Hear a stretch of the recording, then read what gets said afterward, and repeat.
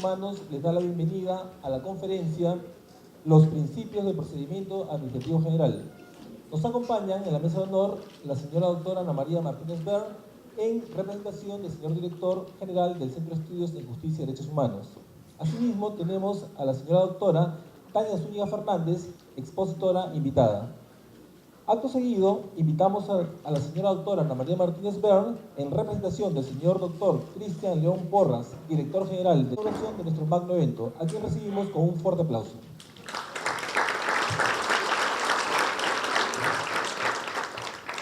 Damas y caballeros, tengan ustedes muy buenas noches. Señora doctora Tania Zúñiga Fernández, expositora invitada, estimados participantes del Centro de Estudios en Justicia y Derechos Humanos, les da la bienvenida. El Centro de Estudios es el órgano de capacitación del Ministerio de Justicia y Derechos Humanos y tiene, entre otras funciones, aprobar y ejecutar los programas académicos de capacitación jurídica para el análisis, debate y divulgación de la legislación, jurisprudencia y doctrina. Para nosotros es fundamental difundir diversos temas jurídicos y de derechos humanos como ejes transversales a toda política pública de la cual la justicia y el derecho no son ajenos. En esta oportunidad les presentamos la conferencia denominada Los Principios del Procedimiento Administrativo, conferencia que estará a cargo de la señora doctora Tania Zúñiga Fernández, quien nos ilustrará con sus conocimientos con el fin de generar un espacio de estudio, análisis y discusión sobre la materia que nos convoca. Sin más preámbulo, declaro inaugurado nuestro tan importante evento, para lo cual agradecemos a la señora expositora que nos acompaña y nos enriquecerá con sus conocimientos y experiencias. Muchas gracias.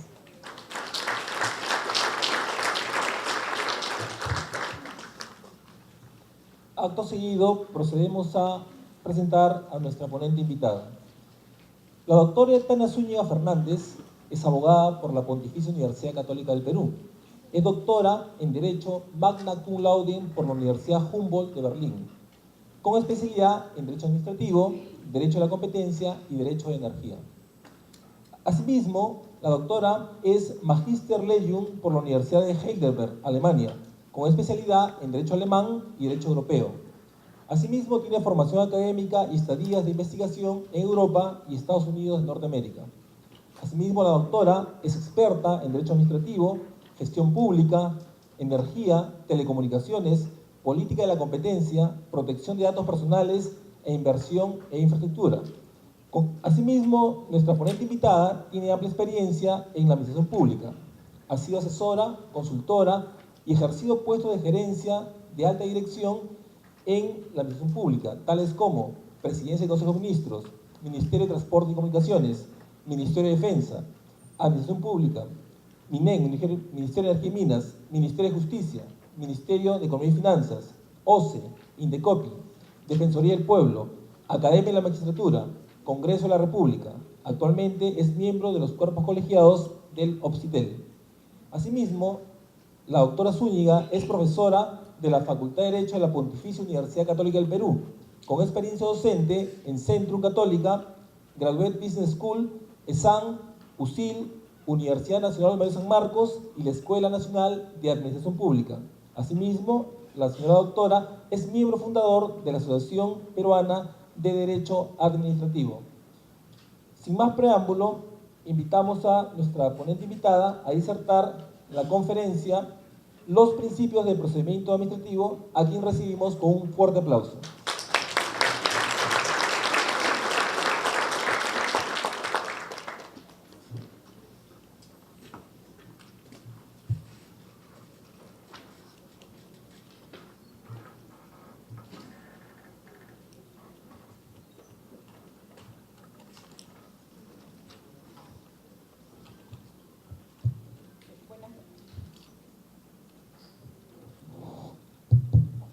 Buenas noches a todas y a todos. Es un honor para mí estar presente esta noche en el Ministerio de Justicia y Derechos Humanos con la invitación, agradezco la invitación del Centro de Estudios en Justicia y Derechos Humanos del Ministerio de Justicia y Derechos Humanos para permitir esta noche compartir con ustedes algunos aspectos relacionados con el procedimiento administrativo, particularmente los principios del procedimiento administrativo. Muy bien. Es importante señalar que el marco de estudio de los principios del procedimiento administrativo se encuentran marcados en la Ley 27444, la Ley del Procedimiento Administrativo General. Esto significa que para poder abrir un poco, introducir la materia, vamos a tener que entender cuál es la misión, cuál es la noble misión pedagógica que tiene la Ley del Procedimiento Administrativo General para toda la administración pública. Muy bien.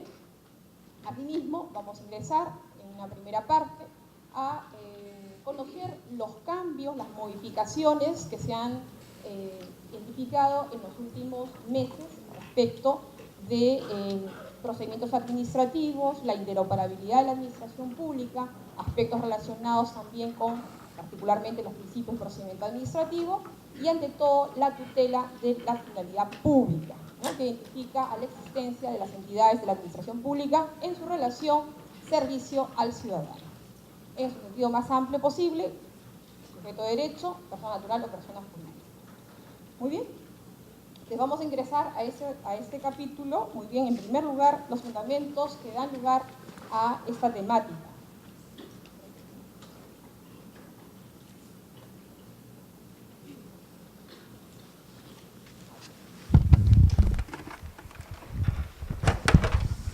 Bien, quisiera ingresar con una introducción importante, realmente, el fundamento constitucional, porque no se trata, ¿no es cierto?, de hacer un estudio exegético, principio por principio, ¿no? Ustedes verán, no sé, para la mayor parte de nosotros ya conocemos cuáles son los cambios, pero, digamos, ante todo, saber de que no se trata de un estudio, digamos, como digo, exegético de los 19, actualmente son 19 principios del procedimiento administrativo dentro del marco de una ley general. Hay que decir que esta ley hoy en día tuvo de la ley número 27444, aprobada por Decreto Supremo 006-2017, JUS. Este texto único ordenado contiene modificaciones, muy bien, que que se originaron en decretos legislativos anteriores, ¿no?, a la emisión del TUO. Esto se dio el año 2016, concretamente con el inicio de un nuevo periodo de gobierno, con las facultades delegadas del Poder Legislativo al Poder Ejecutivo, la Ley 30506. Estas facultades delegadas del Poder Legislativo al Poder Ejecutivo, ¿por qué razón? Bueno, en principio, como todos sabemos, la función que tiene el Legislativo en este marco de separación de poderes es una facultad normativa legislativa. La administración pública tiene facultad normativa, no legislativa, y por lo tanto, y además los verdaderos cambios, reformas estructurales, sobre todo en cuanto a procedimientos administrativos, que es la única vía, señores, para que la administración pueda comunicarse con el administrado, por lo tanto, tiene que ser una norma con rango de ley. En ese entendido, la ley 30506 es la norma que habilitó al Poder Ejecutivo a poder regular aspectos relacionados con el procedimiento administrativo, y entre ellos se encuentran los principios del procedimiento administrativo, ley 30506 y una serie de decretos legislativos que superaron el centenar de decretos legislativos, y concretamente en relación al procedimiento administrativo fueron el decreto legislativo 1272, 1246, 1256 y el 1310, ¿no?, que se dieron, digamos, a finales del año 2016. Entonces, bueno, ya pasamos, como estamos a ver, más de un año, ¿no?, con cambios importantes. Estamos advirtiendo también la adaptación de las entidades públicas en cuanto a los cambios que se han producido en el marco legislativo, procedimientos administrativos, interoperabilidad de la administración pública, aspectos que tienen que ver también con la calidad regulatoria de los procedimientos administrativos. ¿Qué quiere decir calidad regulatoria? Bueno, estamos ingresando con un nuevo paradigma. Estos cambios realmente que se insertan a finales del año 2016 y parte del 2017, porque hubo un periodo en el cual el Ejecutivo tenía, ¿no?, un tiempo para poder legislar en materia específica según la ley autoritativa, la ley 30506, pues bien, este cambio de paradigma, muy bien, no viene necesariamente en el marco del inicio de un nuevo periodo de gobierno. Este trabajo se había hecho años anteriores. Como todo en el Perú, realmente supone entonces que llega el momento en que tenemos que asumir compromisos internacionales o dar respuesta a compromisos internacionales, que es más seguro. ¿Qué quiere decir ello? No sé si ustedes conocen, pero el Perú ha entrado desde el año, digamos, esto ha sido 2012 aproximadamente, 13, 14, ¿no?, a un programa que se llama Programa País, en el marco de la Organización de la Cooperación y Desarrollo Económicos, la OCDE, o algunos lo conocen como OCDE, ¿no? Muy bien. En ese camino, muy bien, de cambios normativos, ¿cuál es la relación que tenemos con esta organización? Porque el Perú realmente tiene, y fíjense ustedes, por eso les repito, el día de hoy no vamos a estudiar exegéticamente los principios, vamos a ver el razonamiento, por qué realmente se advierte cambios importantes en los principios del procedimiento administrativo. Antes de entrar a ese tema, tenemos que marcarlo, digamos, en el universo, ¿no? Es una arquitectura normativa que tenemos en el Perú y obviamente en respuesta a las prácticas recomendadas, las prácticas internacionales recomendadas en materia de calidad regulatoria. Muy bien, entonces decíamos, en ese camino de ser Estado miembro de esta organización hay una serie de recomendaciones. En otras palabras, entiéndase, ¿no?, adaptaciones, modificaciones, ¿no?, que hay que realizar en el ordenamiento jurídico. Eso significa, muy bien, que la labor que hace el Estado peruano es de poder entonces ingresar a determinados ámbitos, como el caso del procedimiento administrativo, o digamos, toda la regulación sobre procedimientos administrativos, y hacer algunas modificaciones. Muy bien, eso se denomina calidad regulatoria. Desde el momento en el cual se parte del razonamiento, digamos, de la razón de ser de los cambios normativos, hasta verificar los efectos en su implementación, la evaluación, el diagnóstico de la implementación efectiva, muy bien, y nuevamente regresa esto a una propuesta de cambio normativo. Entonces un ciclo, se denomina ciclo de gobernanza regulatoria. Muy bien, un ciclo en el cual, muy bien, parten de estas prácticas internacionales, no hemos inventado la pólvora para ello, más bien lo que hacemos es adoptarlo y adaptarlo a nuestro ordenamiento. Esto es un camino progresivo, no es un asunto que solamente se acaba con la emisión del Diario Oficial Peruano, ¿no?, y entra en vigencia. No, es un cambio de paradigma. Cambio de paradigma significa, ¿por qué? Fíjense ustedes, habíamos dicho al principio de esta exposición, en la relación de la administración pública con el ciudadano. Esta relación parte de que la administración pública está al servicio del ciudadano. ¿Qué significa al servicio del ciudadano? Significa que la administración pública ejerce una autoridad, es una autoridad, tiene potestades exorbitantes, definidas ¿en dónde? En la ley, ¿no es cierto? Las funciones, las competencias se crean por ley, ¿no? Tiene un desarrollo reglamentario, pero no puede modificar lo que establece la ley de conformidad con la Constitución. Entonces, cuando hablamos de autoridad en su relación con los administrados, es una relación asimétrica, ¿no? Y no es una relación, digamos, desigual, digamos, asimétrica. No ingresemos a materia de materia de equidad, sino más bien de asimétrica. ¿Por qué? Porque uno es la autoridad y el otro es el administrado. Y la autoridad tiene competencias para ejercer determinadas funciones, atribuciones, potestades administrativas, pero al mismo tiempo tiene restricciones, tiene prohibiciones. A mayor competencia, mayor responsabilidad, ¿no? Tenemos ahí los funcionarios y, bueno, en nuestra experiencia, digamos, peruana, tenemos una riqueza importante, el capital de insumos que tenemos para poder hablar al respecto sobre ejercicio de la función pública, ejercicio de las competencias y las responsabilidades concomitantes respecto de ellas para poder entonces evaluar cuáles son las consecuencias respecto de algunas irregularidades en el ejercicio de la función pública, ¿no? Entonces, el servicio al ciudadano no es un servicio, muy bien, digamos, que se dé solamente porque es una consecuencia de las atribuciones que tiene la administración, sino porque realmente se cumple algo importante.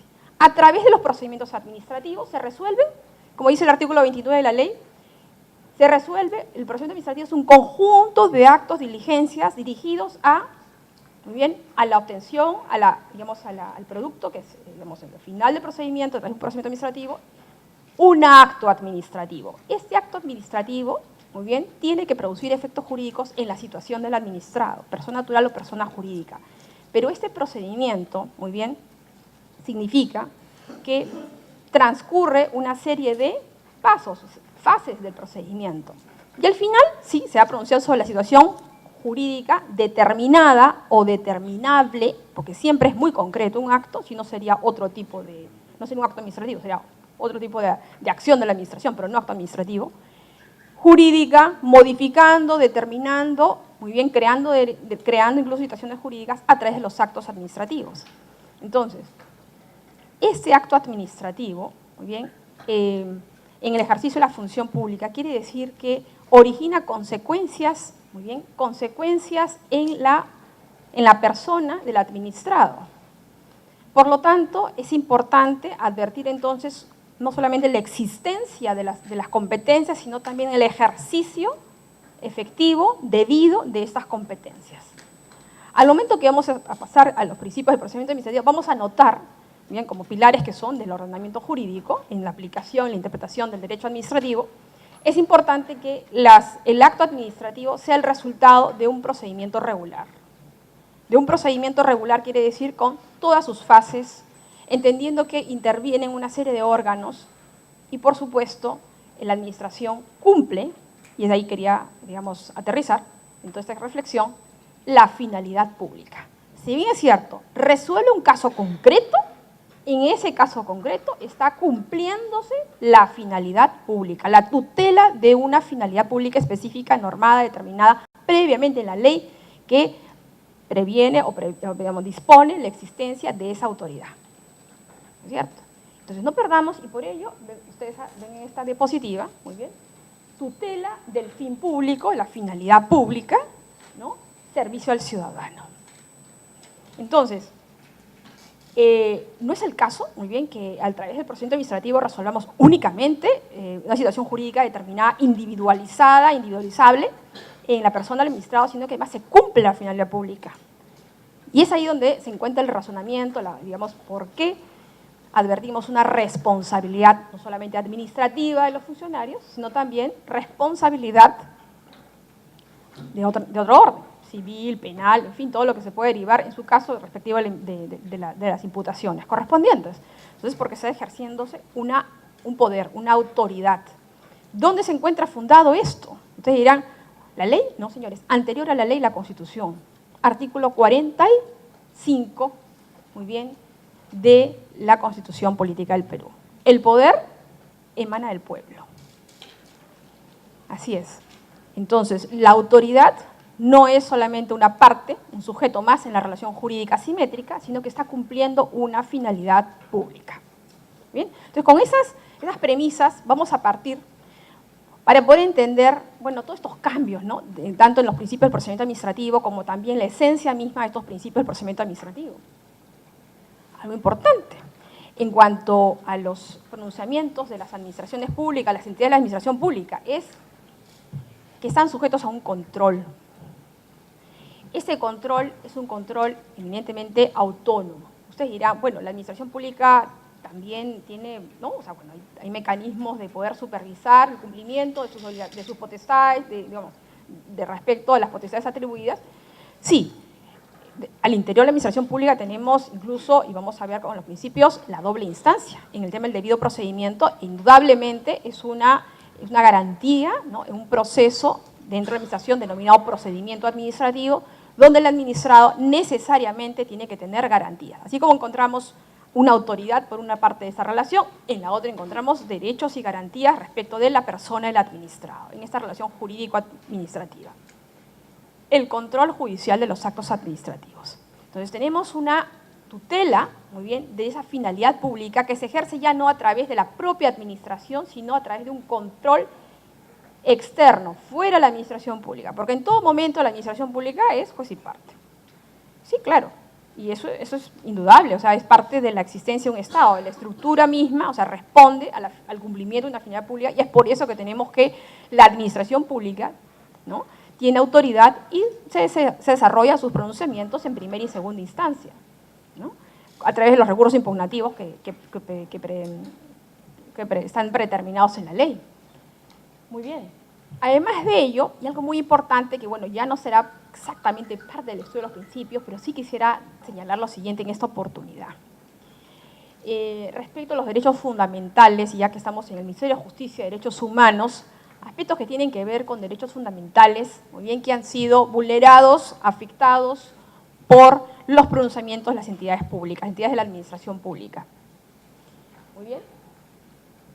ya no nos preocupará ver si el acto es válido o no es válido, sino nos preocupará, es decir, en el orden de que sea declarado nulo y con efecto retroactivo hasta el momento de su, ¿no?, en que se emite el acto administrativo, que es el pronunciamiento mismo de la administración, sino ya aquellos derechos que están, digamos, a través del acto administrativo se ven afectados, a través del pronunciamiento administrativo. Entonces, esto obviamente va por una vía completamente conocida por ustedes, que es la vía de amparo, ¿no?, donde se va a analizar precisamente estos derechos afectados a través de un pronunciamiento de la administración pública. ¿Muy bien? Pero es un control distinto al que se realiza a través de una acción contenciosa administrativa, que es el control judicial. Y hay justamente en este cambio, estos cambios normativos que han habido, que les señalaba al principio de la exposición, indudablemente también hay una preocupación por parte del legislador de estos cambios que se han producido en cuanto a la nulidad de oficio, ¿no? La nulidad de oficio que permite que la administración pueda evaluar sus propios actos. Entonces ya no estaremos en el camino de la vía recursiva, los recursos impugnativos, sino estaremos en la nulidad de oficio, que responde, la nulidad de oficio, muy bien, tiene pues, normalmente está dirigido a la evaluación de la validez del acto, ¿no?, los criterios, los elementos de la validez del acto. Los cambios que han habido, que traen consigo, para que vean todo este cambio también de paradigma, porque vamos a ver, estamos estudiando en primer lugar cuál es la esencia de este cambio y vamos a ver los principios, cómo se han modificado, algunos han permanecido también inalterados, no ha pasado ninguna modificación por ellos, es que también se toma en cuenta aquellos derechos fundamentales que habrían sido afectados a través de los actos administrativos. Creo que son cambios que se están dando para poder entender esta relación cercana con los administrados. No es que se le quiera sacar la vuelta, digamos, es intentar justificar lo injustificable, quiero decir. Es decir, cuando la administración pública o cuando el legislador, en primer lugar, pone a disposición estos instrumentos a disposición de los administrados, no se trata de que se vea restringida esta autoridad, ¿no?, de la administración pública frente al administrado, porque por eso es la autoridad, sino porque es importante también evaluar cuáles son los, digamos, aspectos en el orden, ¿no?, de los pronunciamientos, derechos que puedan haber sido afectados, donde no ingresará necesariamente, ¿no?, ese proceso casi quirúrgico, ¿no?, de intentar evaluar los elementos de validez del acto.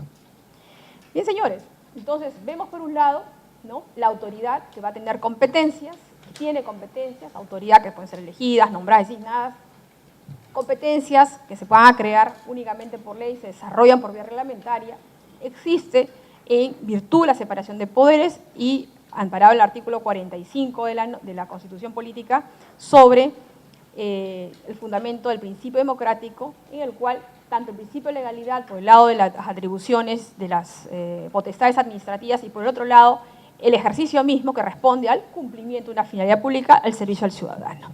Entonces, los principios importantes en cuanto al, ya no al funcionamiento, sino al pronunciamiento de la administración pública, efectivamente es el principio de legalidad y el principio democrático. ¿Bien? Ahora, estos principios importantes vamos ahora a entenderlos de manera un poco más, digamos, en el caso de una vía, como se denomina, procedimiento administrativo, que es la vía por la cual transcurre, ¿no?, esta construcción de la voluntad de la administración, pues bien, a través de diferentes principios. Para el caso de la ley del procedimiento administrativo general son 19 principios del procedimiento, ¿no? Voy a... Permítame.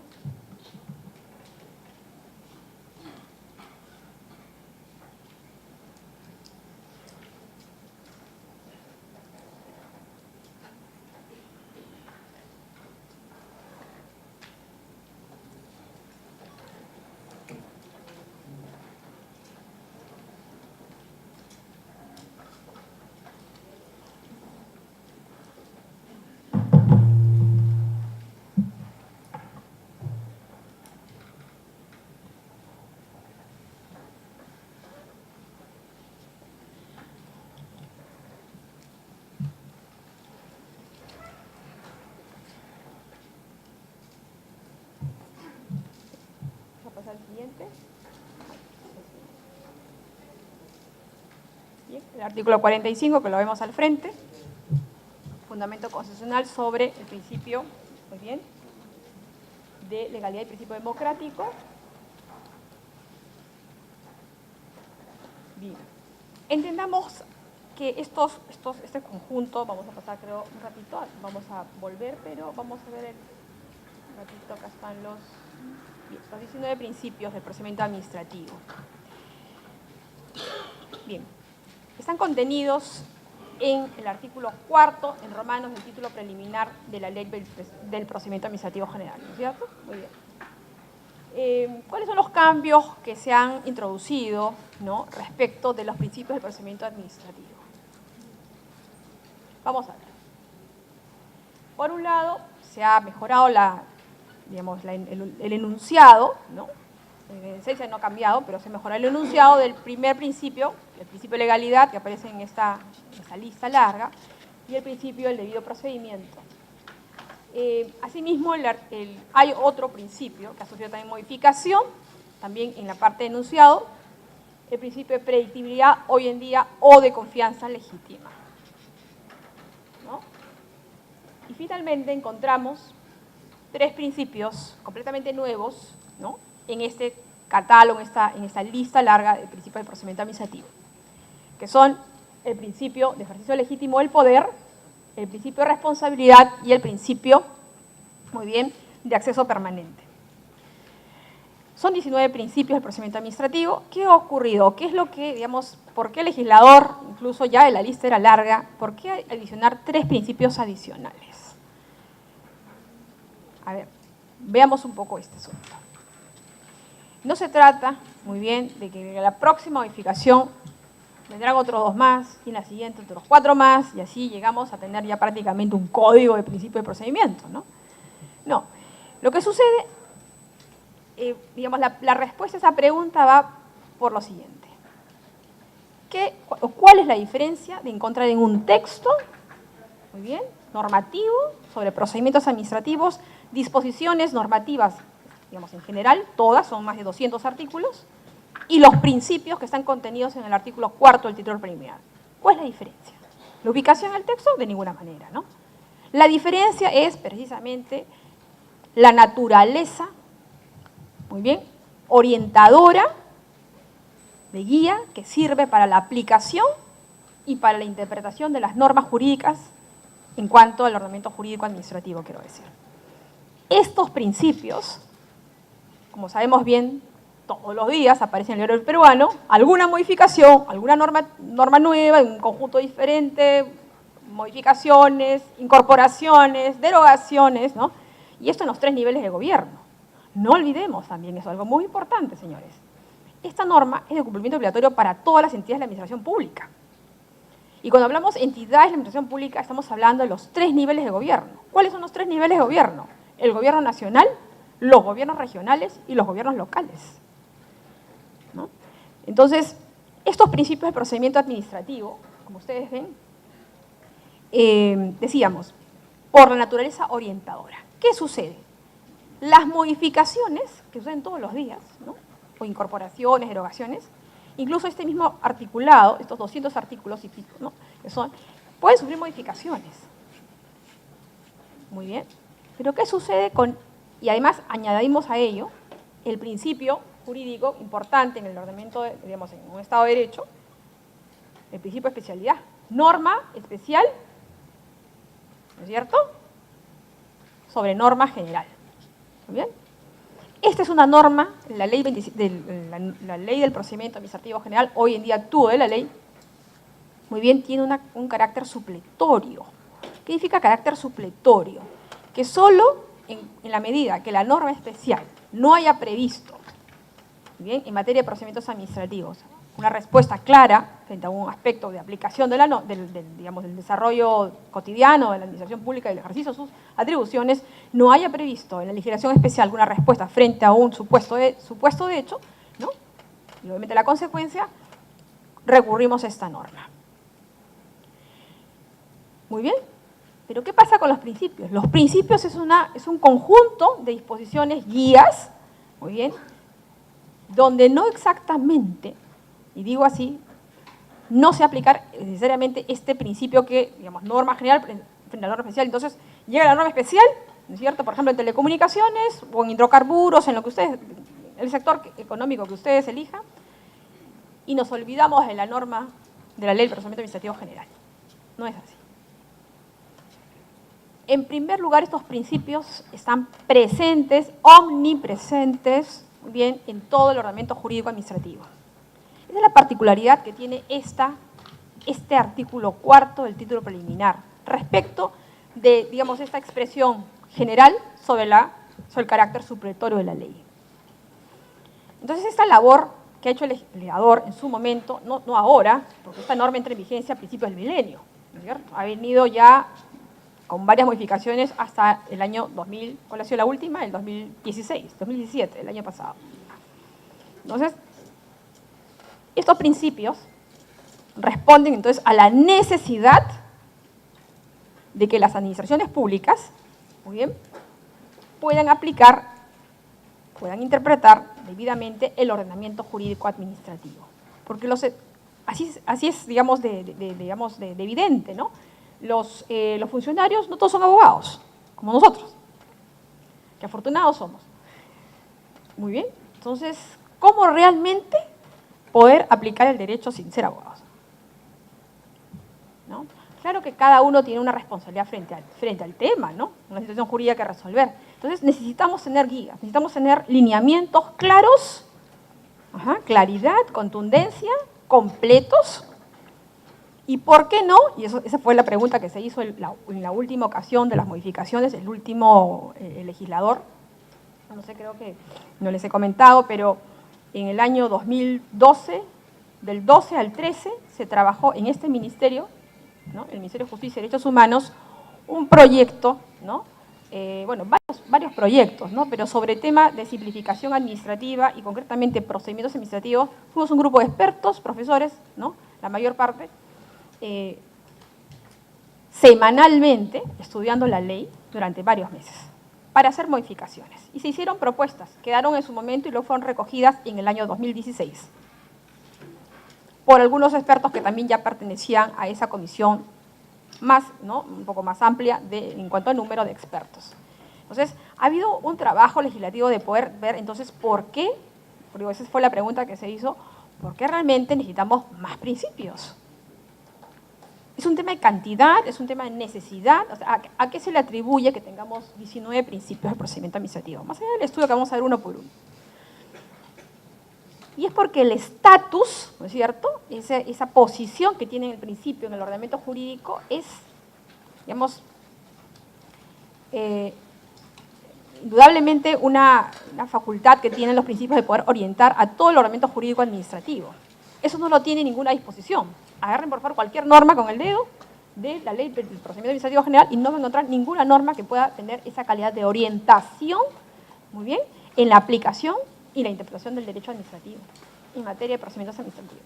Por lo tanto, estos principios cumplen un propósito importante de seguridad jurídica, de poder democratizar inclusive, ¿no?, los procedimientos administrativos. Entonces,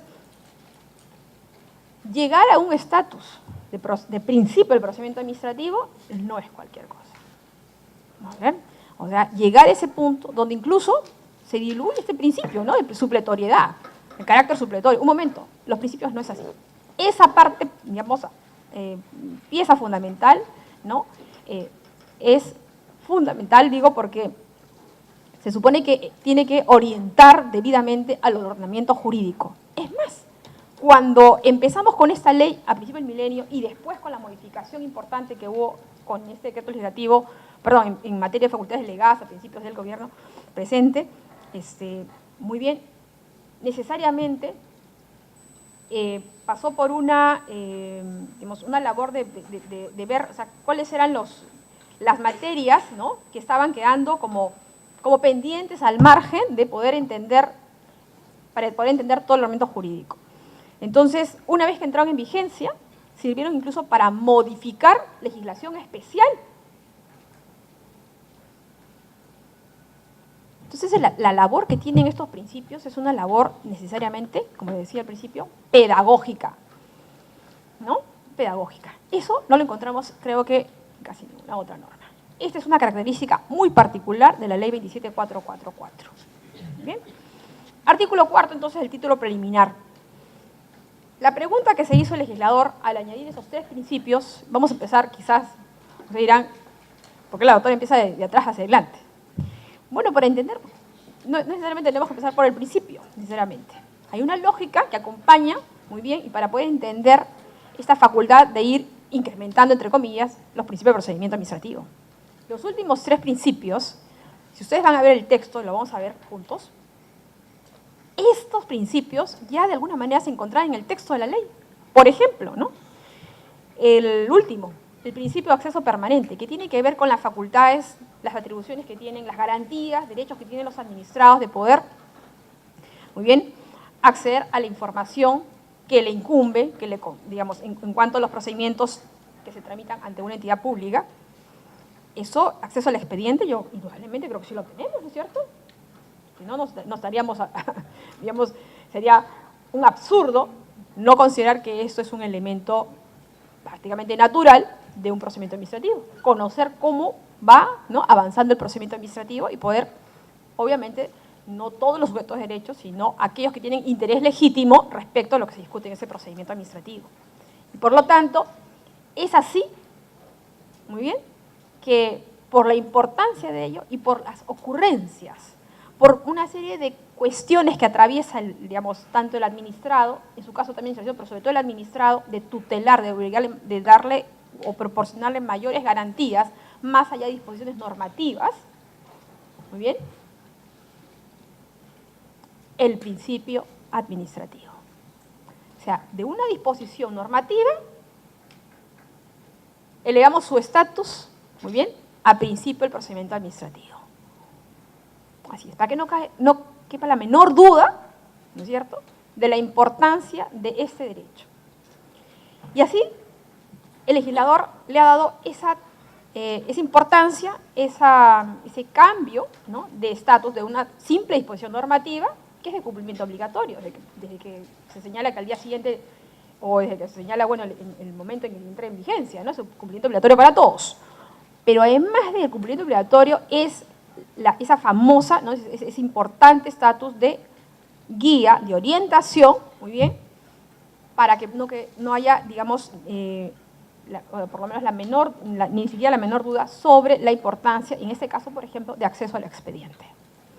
Entonces, es así como el legislador, o sea, ha incrementado estos tres últimos principios. Muy bien. Bien. Vamos a empezar entonces por el primer principio, el principio de legalidad.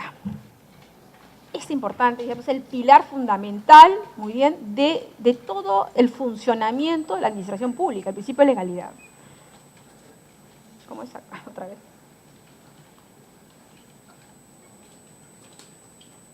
Perdón.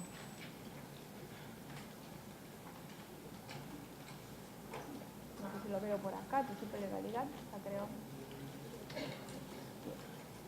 Vamos a ver aquí.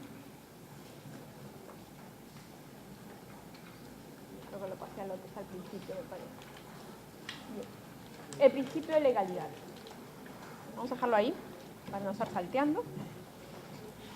Las autoridades, muy bien, eso estamos hablando del artículo 4 del título preliminar. ¿Qué señala el artículo 4? Las autoridades administrativas deben actuar con respeto a la Constitución, a la ley y al derecho, dentro de las facultades que le están atribuidas y de acuerdo con los fines para los que les fueron conferidas. Primera pregunta. Principio de legalidad quiere decir solamente aspectos normativos. Dice ley y el derecho. ¿Es lo mismo ley y el derecho? Pregunta para todos. ¿Alguien me puede responder? Yo creo que no es lo mismo. No es que el legislador duplicó el esfuerzo de decir ley y derecho. Lo que pasa es que el principio de legalidad, bueno, nosotros llamamos principio de legalidad, y digamos esa es la denominación usual, pero realmente estamos hablando de un bloque de juridicidad. Muy bien. Porque el derecho administrativo no se construye únicamente con normas jurídicas, con la aplicación del derecho, con pronunciamientos de la administración. Ahora ustedes dirán, ¿todos los pronunciamientos? los actos administrativos y todas las resoluciones que están por ahí en todas las instituciones públicas. Es un universo así tan masivo, tan amplio. No es así. Muy bien. Tiene que tener una característica particular. Muy bien. Precedente, observancia obligatoria. Esa característica de las resoluciones sobre precedente, observancia obligatoria, no es una deducción que hace un sujeto de derecho. Tiene que estar necesariamente en el mismo texto de la resolución. Y es así como va a ser referencia para futuros pronunciamientos. Eso no quiere decir que sea deleznable, que sea al margen otros pronunciamientos administrativos. Muy bien. Pero este sí es de observancia obligatoria. Para todos. Para el que va a resolver, para el que va a aplicar, para el que va a solicitar, para todos los sujetos de derecho. Entonces, ese bloque de juridicidad, por eso dice, de acuerdo a la ley y al derecho. Entonces, no solamente normas, sino también aquellos pronunciamientos que se encuentran bajo esa categoría. También aquellos pronunciamientos del Tribunal Constitucional. Miren, el Tribunal Constitucional, sobre todo en las acciones de amparo, básicamente, ¿no?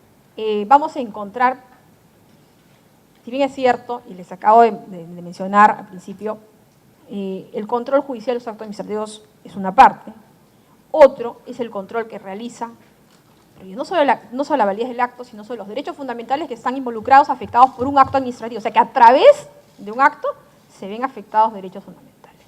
Es ahí, en la tutela de esos derechos, en que el Tribunal Constitucional puede, a través de un proceso constitucional de amparo, artículo 200, ¿no es cierto?, de la Constitución, puede entonces válidamente pronunciarse sobre estos derechos vulnerados. ¿Muy bien? Y sobre ese alcance de los principios del procedimiento que están involucrados precisamente en ese caso. Por ejemplo, ¿no?, el debido procedimiento. Y ese es precisamente el segundo artículo o el segundo principio en esta larga lista de la Ley de Procedimiento Administrativo General. El principio del debido procedimiento. Los administrados gozan de los derechos y garantías implícitos al debido procedimiento administrativo. Tales derechos y garantías comprenden, ¿no?, de modo enunciativo, más no limitativo, derecho a ser notificados, a acceder al expediente, a refutar los cargos imputados, a exponer argumentos, a presentar alegatos complementarios, a ofrecer y a producir pruebas, solicitar el uso de la palabra, cuando corresponda, porque normalmente el uso de la palabra se tiene que solicitar y la autoridad tiene que autorizarla o no, por eso dice según corresponda, a obtener una decisión motivada, fundada en derecho, emitida por autoridad competente y en un plazo razonable, y a impugnar las decisiones que los afecten. Esta institución del debido procedimiento administrativo se rige por los principios del derecho administrativo y la regulación propia del derecho procesal es aplicable solo en cuanto sea compatible con el régimen administrativo. Bien, un elemental, ¿no es cierto?, derecho de todas las personas es el derecho a la defensa, el derecho a la doble instancia, el derecho a poder impugnar, el derecho a poder presentar argumentos y precisamente ser atendidos en una primera instancia y luego en una segunda instancia. En el caso de la administración pública siempre tiene que haber también este principio, rige para todos, no solamente en cuanto a la función jurisdiccional, ¿no?, sino también en la función administrativa. Por lo tanto, la administración tiene que cumplir. Ahora, el debido procedimiento. Este principio del debido procedimiento es bastante amplio, como ustedes han visto. Derecho a impugnar, derecho a acceder al expediente, derecho a ser oído, ¿no?, a un plazo razonable, tener una respuesta en un plazo razonable. Estamos hablando del procedimiento regular. En realidad, parecerá, ¿no?, porque esa es una percepción, ¿no?, que ya con el principio del debido procedimiento hemos regulado todo prácticamente, ¿no? Y en parte es cierto, porque es una percepción válida, ¿no?, porque se trata de la defensa, de las garantías que hay frente a la autoridad. En esta relación, digamos, y insistimos en ello, de naturaleza asimétrica. ¿Por qué? Porque hay una ley que permite que exista esa ley asimétrica. Esa relación asimétrica, que es por un lado la autoridad y por otro lado el administrado. Muy bien. El principio de impulso de oficio. A lo largo de este catálogo, esta larga lista de principios del procedimiento administrativo, en realidad no se trata, digamos, de poder optar entre uno u otro principio del procedimiento administrativo. Es decir, cuando estemos del lado ya no de la autoridad, sino del lado de la defensa, porque los principios realmente en gran parte están pensados precisamente para poder explicar esas garantías que deben estar presentes en el procedimiento administrativo. ¿Muy bien?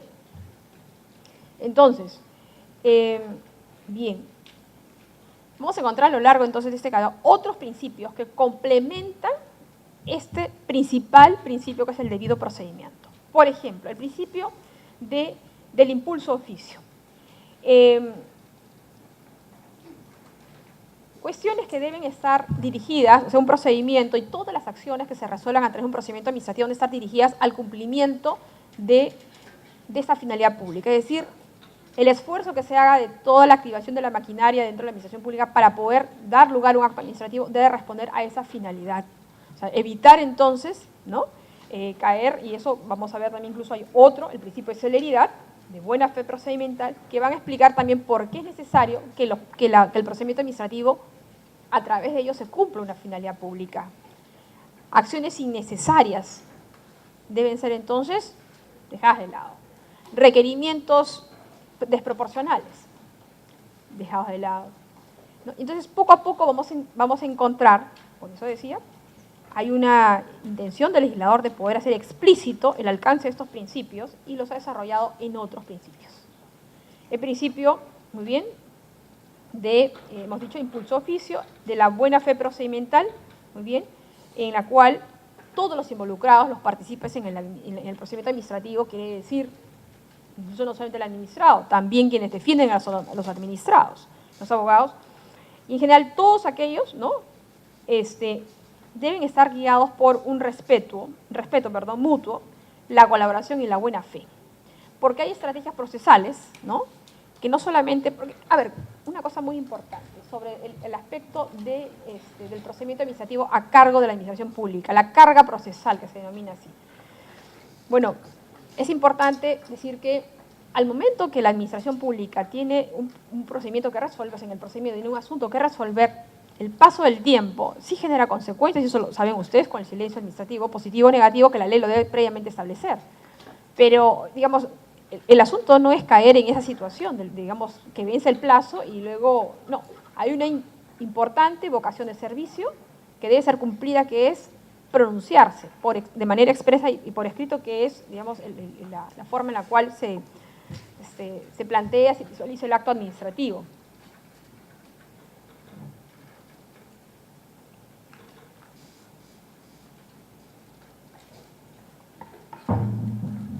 Bien. Entonces, la forma de colaboración. No tenemos que esperar a que la falta de colaboración sea sancionada en un procedimiento administrativo. De hecho, hay formas en las cuales, ¿cierto?, se puede dilatar el espacio, digamos, del pronunciamiento de la administración pública, por parte del administrado, por parte de la administración pública. Entonces, este asunto va para los dos, ¿no? Es decir, principio de buena fe procedimental, aspectos que tienen que ver también con la dinámica al interior de un procedimiento, es decir, facilitar, ¿no? Hay cuestiones que son formalismos. Ahora, cuando entremos en temas de formalismos, por favor, no confundamos que se trata de evitar la formalidad, ¿no? Para todo ello, al contrario, el derecho administrativo es un ámbito del ordenamiento jurídico donde se exige una alta formalidad, documentación, información que se va a procesar. Hay un decreto legislativo, bueno, quizás sería importante señalarlo, muy bien, que se dio justamente en este gran conjunto de normas, ¿no?, del decreto legislativo, perdón, de las facultades delegadas del Poder Legislativo al Poder Ejecutivo, el decreto legislativo 1246, sobre medidas de simplificación administrativa. Este decreto legislativo 1246, espera que no pueda mostrarlo acá porque ya está grabado ahí, esto sale directamente acá, pero el 1246, muy bien, sobre otras medidas de simplificación administrativa, se pronuncia, entre otras cosas, sobre la interoperabilidad de las administraciones públicas. A ver, la administración pública necesita de información para pronunciarse. Esta información, ¿quién se la ofrece? ¿Cómo llega a ella? Un procedimiento, en primer lugar, el administrado. Sabemos bien. Hay requisitos que cumplir para solicitar algo, para el pronunciamiento de la administración. hay diversas maneras de iniciar un procedimiento administrativo, ¿no? Algunos, incluso no exactamente normados, ¿no? Como, por ejemplo, el derecho de solicitar información, necesariamente no es que, perdón, el derecho de, bueno, tendría que ir a otro artículo de la ley para poder explicar este punto, pero en otras palabras, a lo que quiero llegar. El inicio del procedimiento administrativo se puede dar de diversas maneras, ¿no es cierto?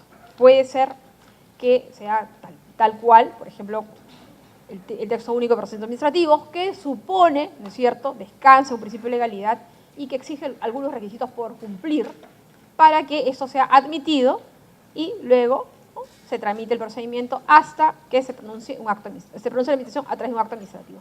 Pero hay otras formas también de que el inicio del procedimiento, sin lugar a dudas, y no tenemos que manifestarnos solamente a través del estudio de un TUPA. Y lo regula la ley. ¿Por qué hago esta aclaración respecto al inicio del procedimiento administrativo? Porque en materia de los formalismos, ¿no?, decíamos ella, los requisitos en los cuales se supone, antes que nada, deben ser conocidos por el administrado, ojo, muy importante, la transparencia, el principio de predictibilidad o de confianza legítima que está en el numeral 15, lo vamos a leer, señala lo siguiente: la autoridad administrativa brinda a los administrados o sus representantes información veraz, completa y confiable sobre cada procedimiento a su cargo, de modo tal que en todo momento el administrado pueda tener una comprensión cierta sobre los requisitos, trámites, duración estimada y resultados posibles que se podría obtener. Estas actuaciones de la autoridad son congruentes con las expectativas legítimas de los administrados, razonablemente generadas por la práctica y los antecedentes administrativos. Asimismo, la autoridad se somete al ordenamiento jurídico vigente y no puede actuar arbitrariamente. Bien, hemos tocado un punto, ¿no?, en el cual la administración pública a veces se excusa o se aparta precisamente de la legalidad, que es la arbitrariedad. Y vamos a ver esto, no sé si es acá, bien rápido, antes de pasar al final, voy a ir un poquito hacia atrás, ya, acá.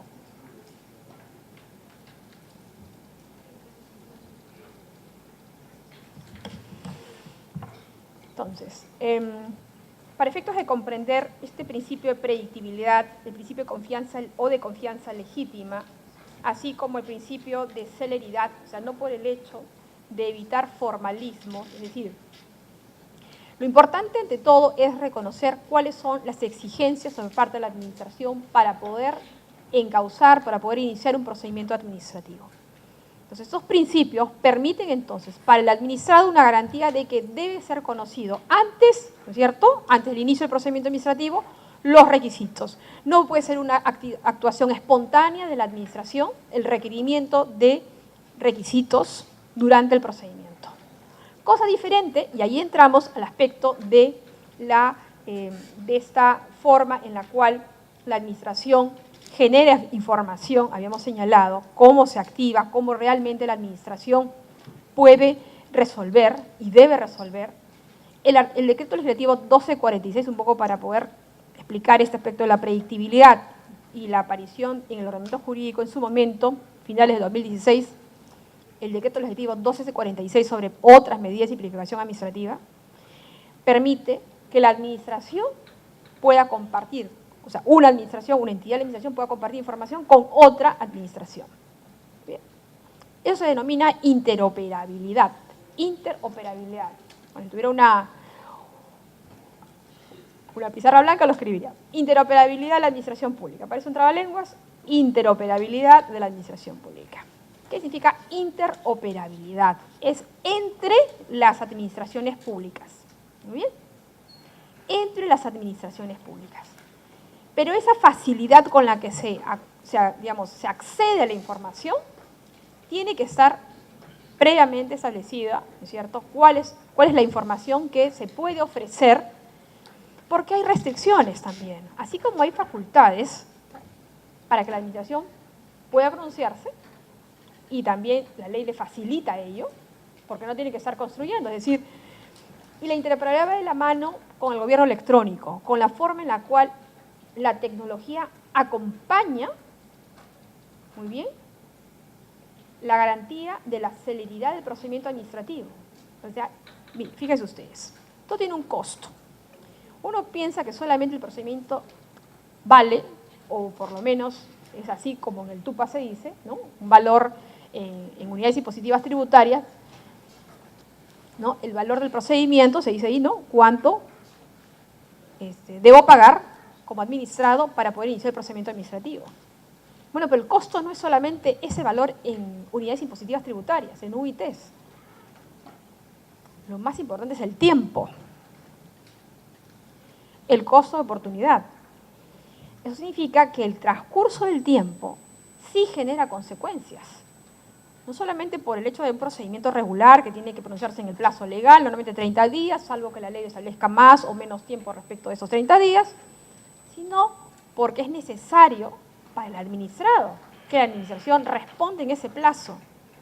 Porque hay expectativas, todo tiene una connotación económica. Por eso que cuando se habla de simplificación administrativa, necesariamente atravesamos estructura de costos. Y no solamente es el valor del procedimiento, es también el plazo, el tiempo de espera del administrado frente a la autoridad. Entonces, este tiempo tiene un costo, que no está, digamos, en esta estructura necesariamente de costos que evalúa la administración para poder determinar cuánto vale el procedimiento y exigible al administrado para pagar, sino para el inicio del procedimiento, sino porque hay otro, digamos, prácticamente intangible, ¿no? Costo intangible, pero evidentemente perceptible en el sentido, es decir, no monetarizado, pero sí perceptible y poder identificar de todas las oportunidades que se podría generar o perder respecto de este tiempo de espera. Por eso que se lucha muchísimo con las denominadas barreras burocráticas. Actualmente, señores, se ha fortalecido enormemente, ¿no? El trabajo que realiza el Estado frente a las barreras burocráticas. Las barreras burocráticas tienen que ser declaradas. No son, digamos, no es un concepto que un administrado señale con el dedo y diga, eso es una barrera. No, tienen que ser declaradas, pasan por un procedimiento de evaluación. La autoridad, en este caso, es el Instituto, no el INDECOPI, Instituto Nacional de Defensa de la Competencia y de la Protección de la Propiedad Intelectual. La Comisión de Eliminación de Barreras Burocráticas en primera instancia y luego se sube al tribunal al punto que se ha fortalecido la estructura orgánica, se ha creado incluso una sala especializada en barreras burocráticas. ¿Por qué? ¿Por qué nos preocupamos tanto en materia de, decíamos, predictibilidad, confianza legítima, aspecto de celeridad, todos los aspectos exigibles por parte del Estado, ¿no?, hacia el administrado? Así como se exige, y hay un principio de autoridad que hay que cumplir, y se cumple a través de la existencia misma del principio de legalidad de la ley conforme a la Constitución, también por otro lado existen garantías para el administrado. Y estas garantías se dan precisamente desde el mismo momento de la concepción, muy bien, de estos requisitos. No solamente en el ejercicio de la exigencia, sino de la disposición, de la existencia mismo de estos requisitos. Y hay un esfuerzo notable, decía ello, porque el decreto legislativo, y ese es otro decreto legislativo, que no está, digamos, es un poquito anterior incluso a la modificación que sufrió esta ley, porque la modificación a esta ley se hizo con el decreto legislativo 1272, una anterior que fue el decreto legislativo 1256, denominado Prevención y Eliminación de Barreras Burocráticas. La intención del legislador en este conjunto de decretos legislativos que partieron de estas facultades legadas, muy bien, permite que hoy en día el administrado, en el supuesto que una barrera burocrática sea declarada ilegal, ¿no?, pueda tener efecto erga omnes. ¿Qué significa efecto erga omnes? Que puede ser para todos. Normalmente, bueno, y lo hemos señalado desde el principio de la exposición, ¿no?, el procedimiento administrativo, muy bien, cumple una finalidad pública. En concreto, resuelve un problema, ¿no es cierto?, determina, modifica la situación jurídica de un administrado en particular con nombre propio. siempre muy concreto. Muy bien. Entonces, si queremos impugnar ese acto de la administración pública, evidentemente va a ser también la persona del administrado. Ahora, si vamos frente a normas, muy bien, o aspectos que tienen que ver con requisitos que están fundados en normas que no tienen fundamento, muy bien, de derecho, fundamento legal, entonces es posible que sí sean candidatas a pasar por esta evaluación. La evaluación de barreras burocráticas, a cargo de la comisión. Cuando la comisión se pronuncia, no se pronuncia sobre otro administrado, aquí ya se genera otra relación. Frente es el versus, ¿no? Esa relación de impugnativa es frente a una autoridad que ha emitido algún requisito, ¿no? Que ha, digamos, ha dispuesto el cumplimiento de un requisito que pasará por esta evaluación y en su momento, si es declarado ilegal, no solamente va a resolver a través de una denuncia, porque ese procedimiento se denomina denuncia, ¿no? El caso de las barreras burocráticas, un poco para poder precisar este aspecto del 1.15, muy importante, de predictibilidad y confianza, por eso que el legislador le puso o de confianza legítima. Anteriormente se llamaba de predictibilidad, porque lo importante es, realmente es eso, el Estado debe acercarse al ciudadano. Entonces, reconocemos la simetría de la relación, pero no por ello dejamos al administrado abandonado a su suerte. Claro, uno dice, hay recursos impugnativos, voy a impugnar el acto, voy a pedir una reconsideración, voy a apelar. No, no es eso. Además de ello, tenemos otro instrumento. Así, hoy en día el universo está más completo. Bueno, teníamos ya un procedimiento de evaluación, pero no teníamos este efecto erga omnes. Entonces, esa es la gran, digamos, la gran victoria realmente que se produce. Estoy hablando desde la década de los 80, que se viene trabajando en normas, en evaluación de barreras burocráticas. Claro, no se denominaba barreras burocráticas, se tenía otro nombre, ¿no? Un poco va evolucionando también el derecho administrativo en nuestro país, en el marco de la simplificación administrativa, modernización del Estado, se denominaba antes, ¿no? Para poder entender que también el esfuerzo que se hace sea solamente una vez. Al declarar una barrera burocrática de carácter, digamos, se declara ilegal, porque hay dos formas de declarar una barrera burocrática: ilegal o con carencia de razonabilidad. Así lo dice el decreto legislativo 1256. Es uno de los decretos legislativos, digamos, también que tiene carácter pedagógico, porque incluso la metodología de evaluación está muy bien distribuida en el articulado normativo, la técnica es muy buena, ¿no? La técnica normativa, se entiende. Entonces, en el caso, como son dos formas, o carencia de razonabilidad o ilegalidad, las ilegales, muy bien, son, al momento que se declara ilegal, tiene efectos ya no solamente para el caso concreto del administrado que ha denunciado, sino para todos aquellos, mejor dicho, ya la barrera declara ilegal, dejamos que se siga aplicando. Es difícil, señores, derogar una norma, muy bien, por ejemplo, o modificar una norma, no derogarla, modificarla. Pero lo que podemos hacer es inaplicarla, porque al declarar ilegal lo que hacemos es que se inaplica el caso concreto. Esto venía sucediendo hasta antes de la entrada en vigencia del 1256, la inaplicación al caso concreto, porque una autoridad administrativa, como es el de COPI, no puede extraer una norma del ordenamiento. Lo que puede hacer es inaplicarlo.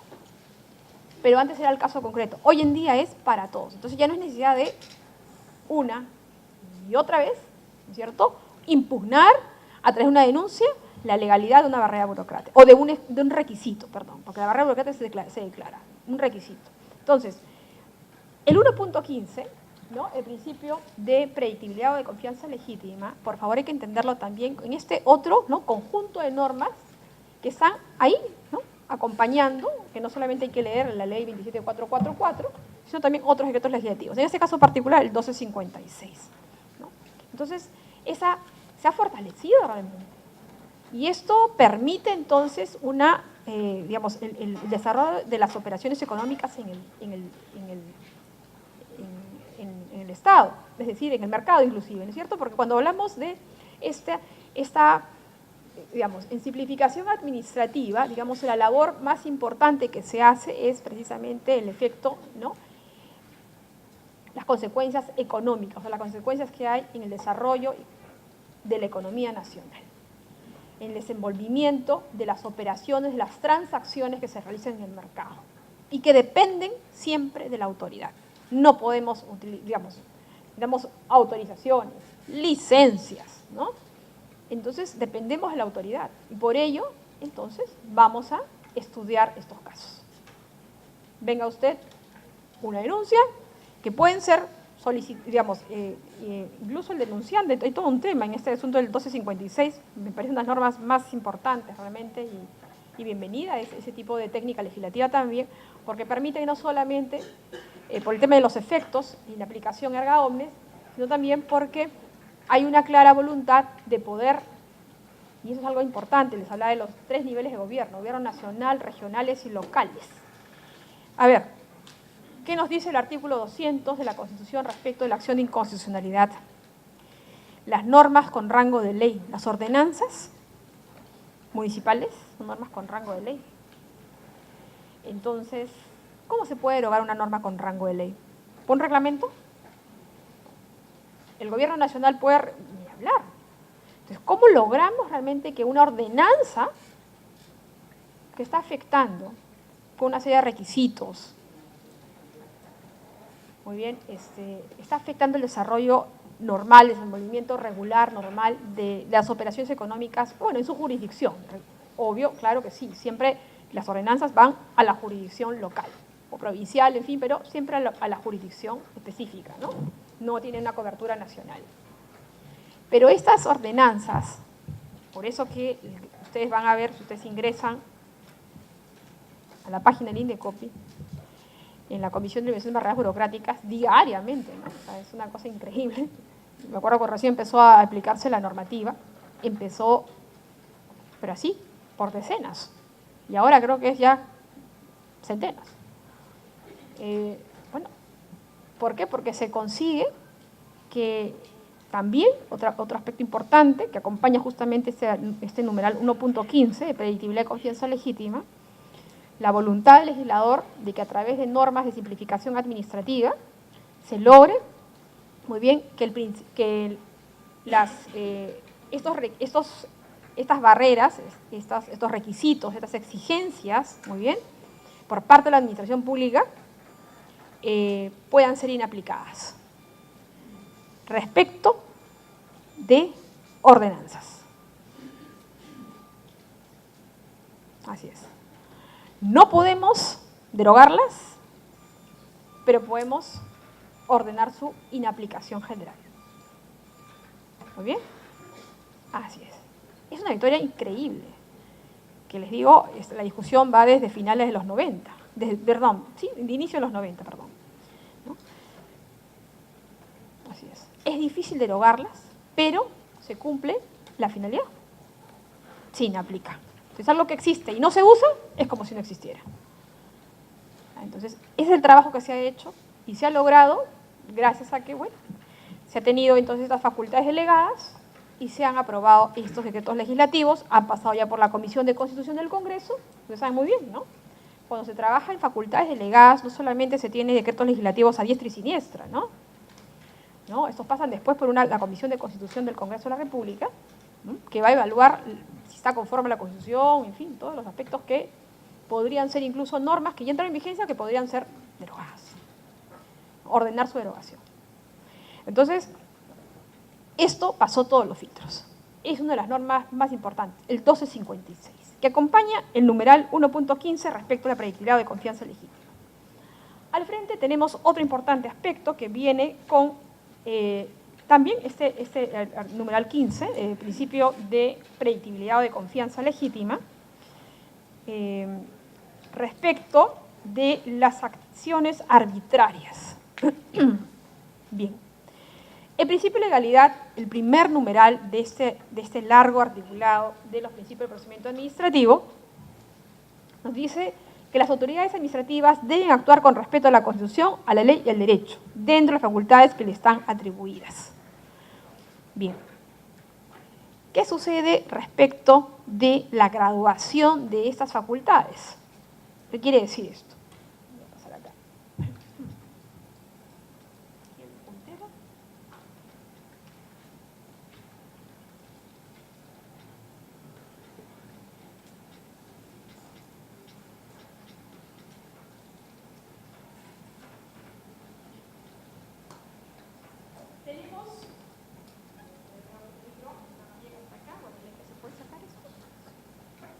rápido, yo creo que sí.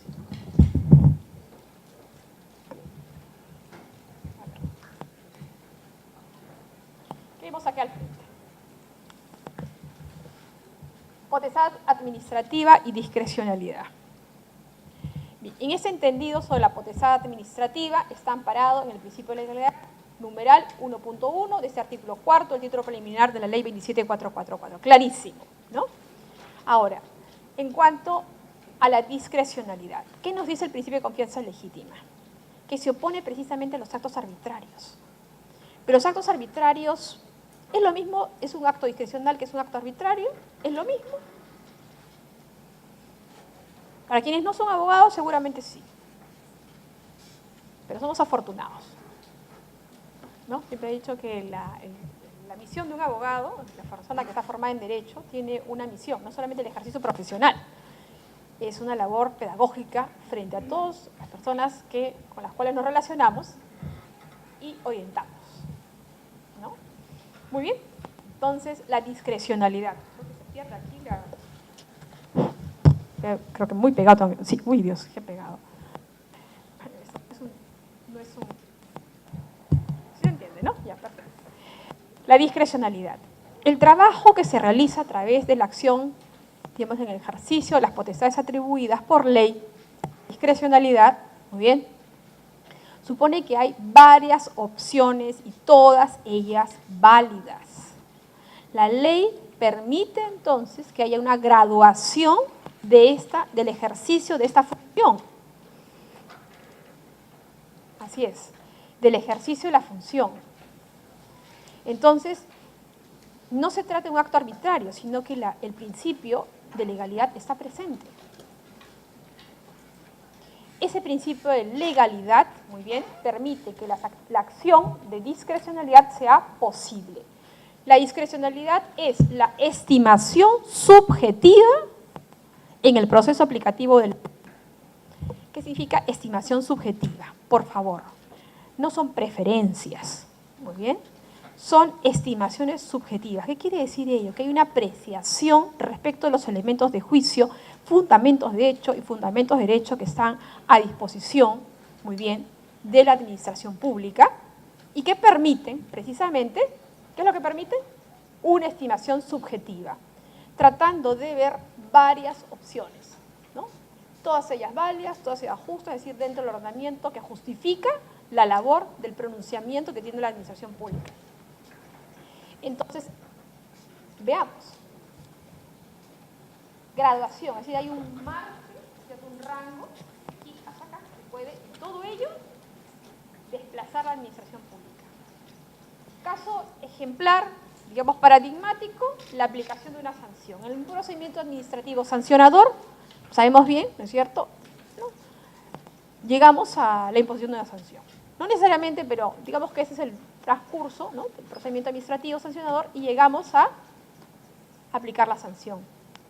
Esta sanción tiene que ser graduada.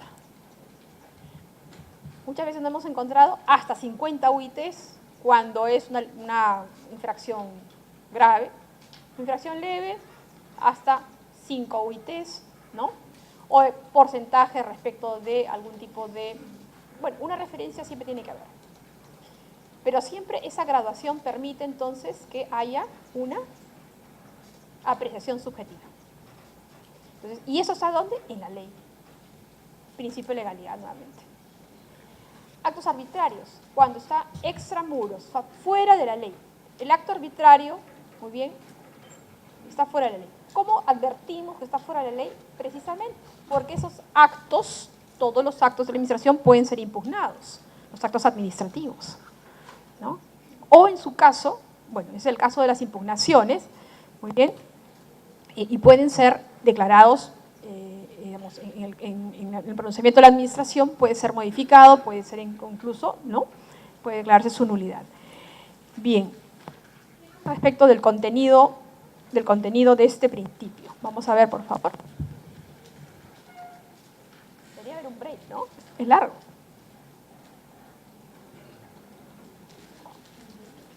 Un break, no, creo que no es posible. Creo que no. Bien, vamos a dejar ese micro acá ahora.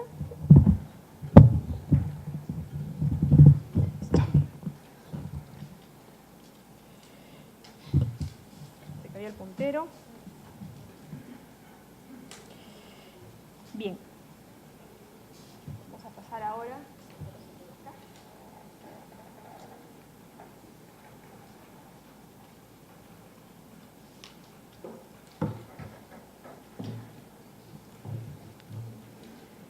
Está aquí.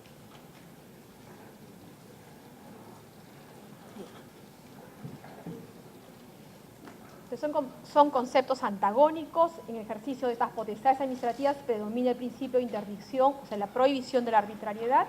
Muy bien. Y pueden impugnarse.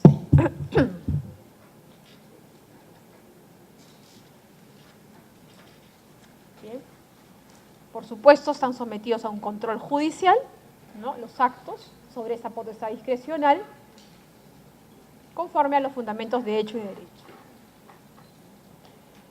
Bien.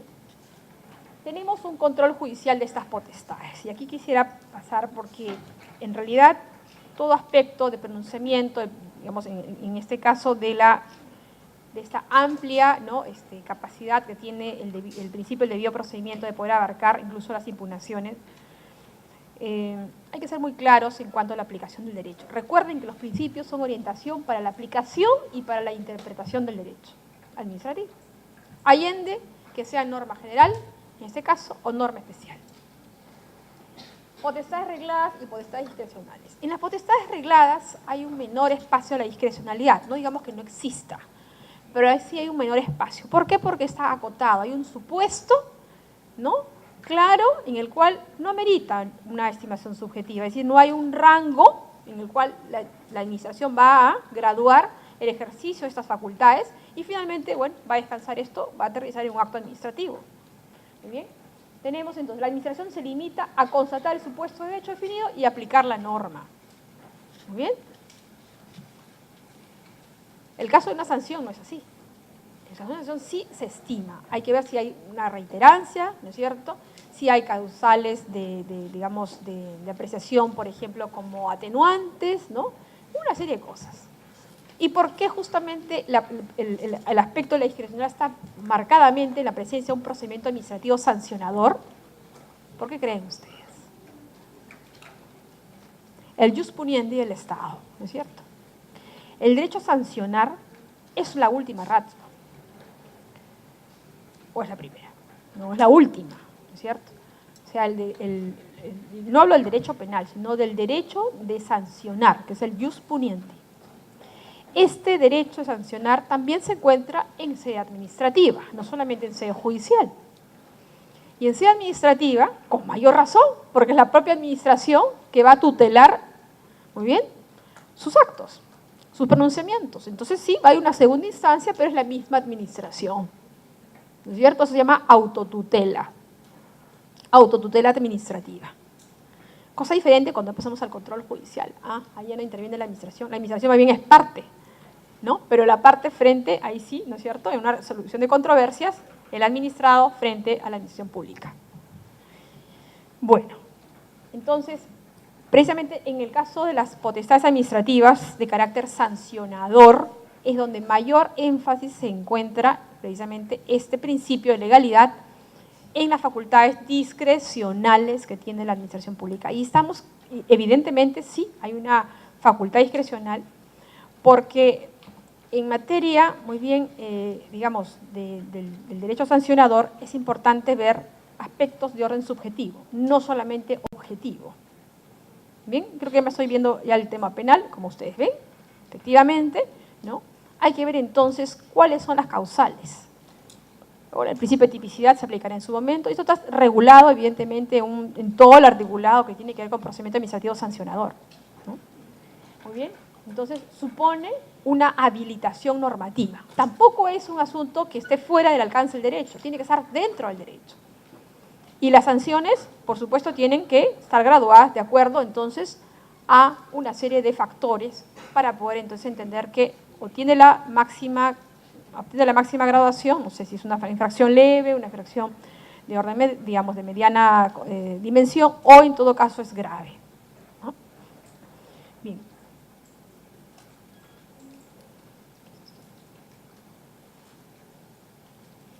Vamos a ir hacia adelante. Atrás. Ya, bien.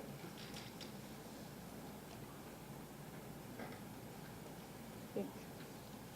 Estas son las normas que les mencionaba, ¿no? Que son parte, que tendrían que estar, digamos, en el estudio de la Ley del Procedimiento Administrativo General necesariamente consideradas. El 1272.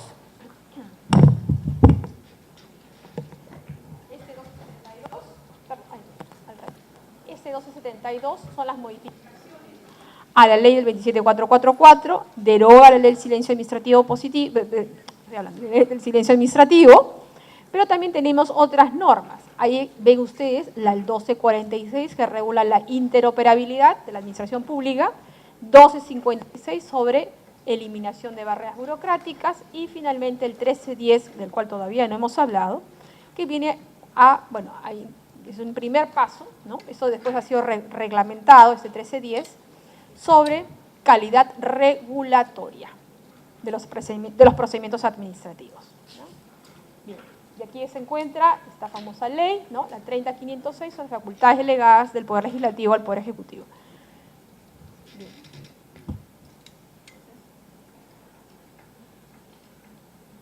Acá. Bien. ¿Qué hora es?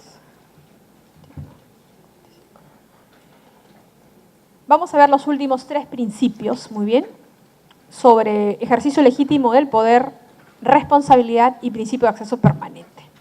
El numeral 17 señala lo siguiente: la autoridad administrativa ejerce única y exclusivamente las competencias atribuidas para la finalidad prevista en las normas. Aparentemente podría ser el principio de legalidad, ¿no? Básicamente no hay mucha distinción. Sigamos leyendo. Dice, evitándose especialmente el abuso del poder. Ya. O sea, no solamente es un aspecto de la existencia de las potestades administrativas,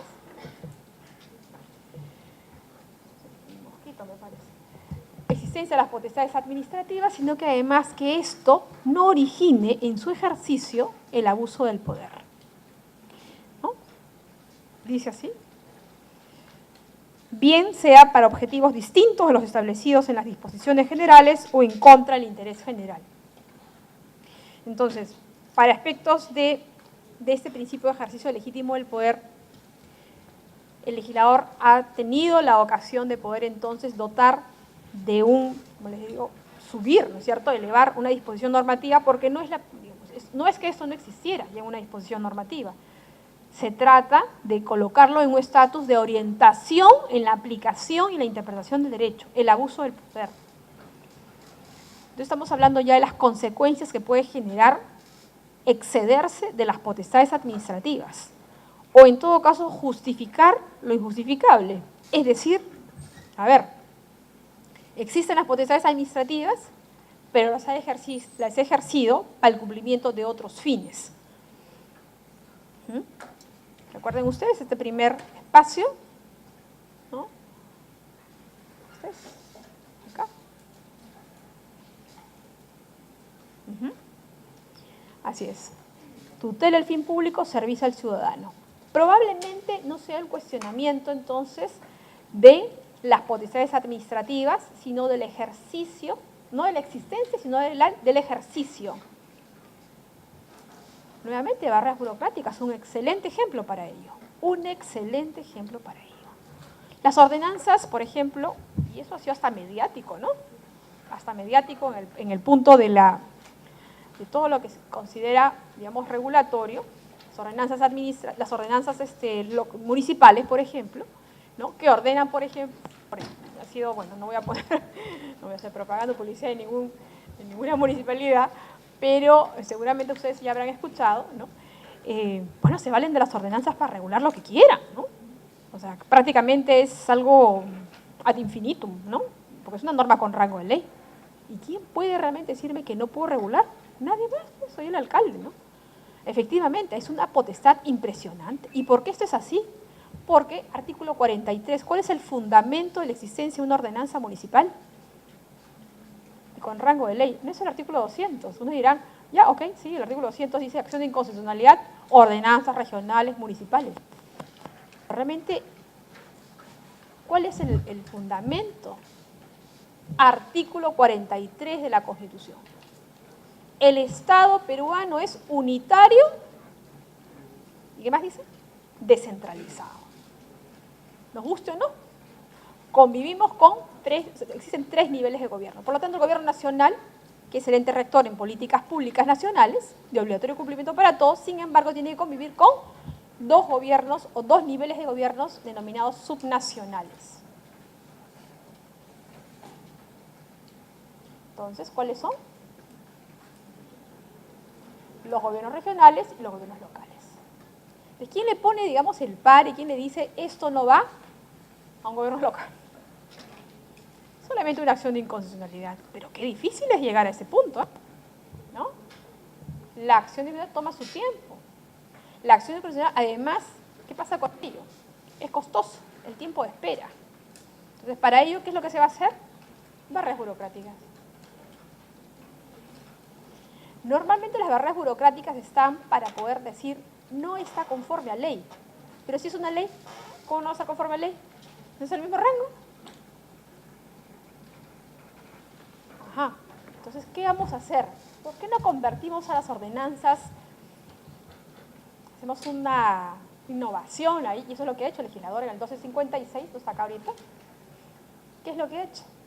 Prácticamente les ha puesto el estatus de norma reglamentaria a una ordenanza. ¡Oh! No, esto es una osadía. No, pues es que lo que ha sucedido es que al momento que decimos inaplicación erga omnes, es como si no existiera. Y dice así, el artículo 1256 señala lo siguiente. Permite la evaluación de esas ordenanzas, muy bien, en tanto que son normas con rango de ley que no tienen cobertura nacional.